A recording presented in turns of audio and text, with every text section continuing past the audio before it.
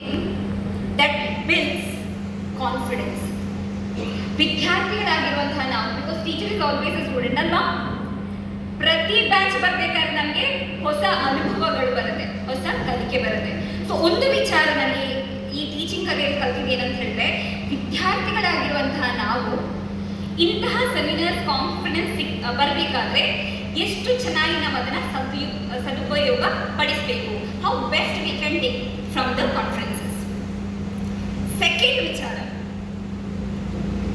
Education institutions ಅಲ್ಲಿ ನಮಗೆ critical thinking ಅನ್ನು ಫೋಕಸ್ ಮಾಡಬೇಕು. I would definitely want to give this particular example. I think one of the speaker has spoken about like how internationally the war is going on, almost entire world is in like threat. ಭೇದ ಭಾವ, ಅದು cost, Creed, colour, gender ಸಿಕ್ಕಾಪಟ್ಟೆ ಇದೆ. ನಮಗೆ ಒಬ್ಬರನ್ನ ಇಷ್ಟಪಡಲಿಕ್ಕೆ ಬೇಡ ಅಂತ ಹೇಳಿದ್ರೆ ಲಿಸ್ಟ್ ತುಂಬಾನೇ ಹೋಗ್ತದೆ. ಆದರೆ ಒಬ್ಬರ ಜೊತೆಗೆ ಸಹಬಾಳ್ವೆ ನಡೆಸಬೇಕು ಅಂತ ಹೇಳಿದ್ರೆ ಒಂದು ವಿಚಾರ ಸಾಕು.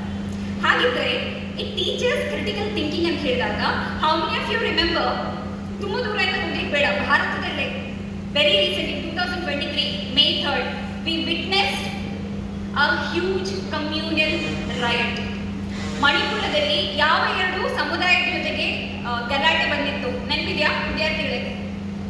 ಮಣಿಪುರದಲ್ಲಿ ಎರಡು ಟ್ರೈಬಲ್ ಗ್ರೂಪ್ ಮಧ್ಯದಲ್ಲಿ ಭಿನ್ನಾಭಿಪ್ರಾಯ ಆಗಿತ್ತು, ನೆನಪಿದೆಯಾ?